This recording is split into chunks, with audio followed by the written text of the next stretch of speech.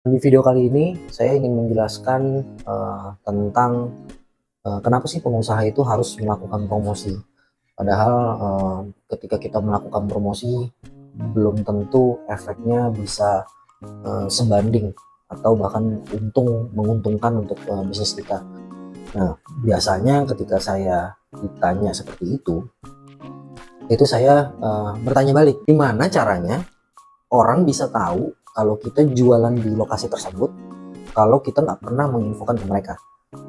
Itu pertama. Yang kedua, pertanyaan keduanya adalah kenapa perusahaan-perusahaan besar selevel Indofood, Indomie itu kan, terus teh pucuk, teh botol, sosro segala macam itu masih melakukan promosi walaupun mereka sudah dikenal sama orang.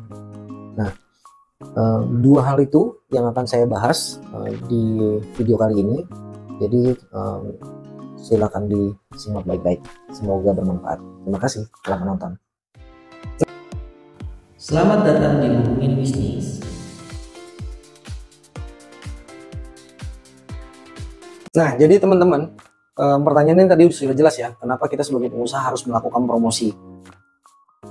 Jawabannya adalah di marketing kita memiliki teori atau formula yang biasa kita sebut dengan AIDA.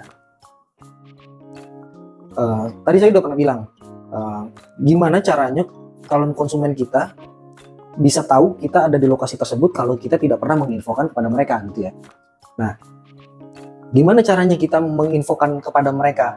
Caranya adalah menarik perhatian mereka. Contohnya gimana Mas Tommy? Contohnya misalnya kita melakukan activity atau campaign ya. Nah, campaign ini gimana? Activity itu maksudnya gimana Mas Tommy? Kita ambil contoh paling simpelnya aja. Misalnya kita melakukan campaign diskon 50%. Sampai misalnya dari tanggal 11 sampai 17 November. Kalau contoh-contoh lain misalnya kayak di Shopee ada flash sale, itu salah satu activity juga sebenarnya. Cuman itu benar-benar lebih mengarah ke produk ya. Nah, setelah kita melakukan activity ini diskon 50% dari 11 sampai 17 November, let's say misalnya yang melihat iklan kita atau melihat activity kita ini ada 1000 orang nih. Oke, dari 1000 orang ini pasti akan ada yang tertarik. Kita anggap contoh misalnya 500 yang tertarik dengan produk kita. Terus dari 500 ini pasti ada yang penasaran, ada yang memiliki keinginan untuk nyobain produk kita atau beli produk kita gitu ya. Minimal penasaran dulu aja gitu. Let's say misalnya kita contoh 100 orang. Nah, dari 100 orang ini pasti ada yang akan datang ke outlet kita untuk nyobain, untuk beli, atau beli melalui GoFood kalau kuliner gitu ya. Anggaplah contoh 50 orang.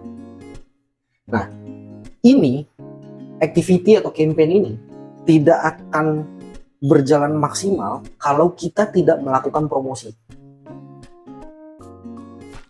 Inilah kenapa alasan kita sebagai pengusaha itu harus terus melakukan promosi atau iklan. Karena kalau kita nggak melakukan promosi atau iklan, orang-orang yang tahu akan ada growth-nya tapi nggak akan maksimal. Jadi kita melakukan promosi nih. Di campaign yang ini kita diskon 50% 11 sampai 17 November yang lihat 1000 orang. Next kita bikin apa lagi? Activity A misalnya. Nanti yang lihat misalnya 1000 orang atau 500 orang. Nanti setiap kita melakukan activity itu kan pasti akan bertambah terus tuh yang melihat. Yang sudah melihat akan melihat lagi, oh ini brand, ini merek, ini usaha selalu melakukan aktivitas nih, campaign nih. Lama-lama yang tadinya cuman ngelihat doang, akhirnya ujung-ujungnya jadi tertarik.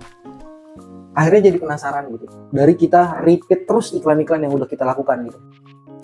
Saya pernah mencoba sebuah akun Instagram. Saya coba iklan di situ ya. Itu saya nyoba dari bulan Maret. Dengan budget per bulan yang tadinya cuma 500.000. Di bulan Aprilnya saya naikin lagi 1 juta. Di bulan Mei-nya saya naikin lagi 1,5 sampai akhirnya di bulan Oktober itu saya benar-benar jadi di bulan Maret ini omset saya masih di angka 1 jutaan. Nah, ketika saya nyoba terus-terusan nih, setiap bulan nih saya promoin akun, di cuma satu akun itu doang. Maret saya coba, April saya coba, Mei saya coba, sampai akhirnya di Oktober itu omset saya di atas 4 juta.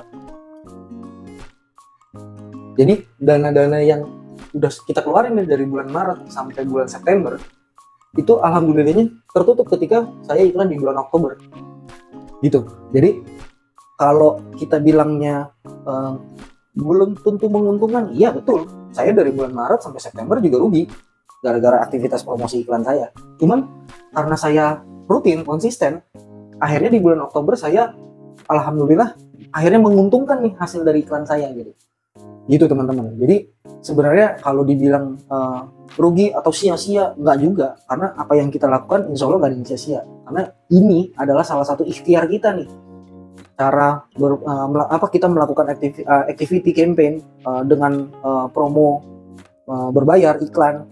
Itu adalah salah satu ikhtiar kita untuk bisa mencapai target omsetnya. Ini saya cuma jualan gorengan, omsetnya 4 juta. Jadi buat teman-teman yang berpikiran bahwa iklan itu rugi, ngapain kita iklan, harus buang-buang duit, coba dipikirin lagi, coba dipelajarin lagi. Mungkin ada caranya yang salah untuk ketika kita mau melakukan promosinya, atau bisa jadi juga dari sisi aktivitasnya yang salah. Misalnya cuma diskon 50% doang gitu teman-teman. Banyak banget aktivitas-aktivitas untuk campaign kita yang bisa kita utak-atik, walaupun cuman simpel doang sebenarnya perubahan-perubahannya gitu, tapi bisa jadi itu works di calon konsumen kita. Oke teman-teman, sekian penjelasan saya ini, terima kasih.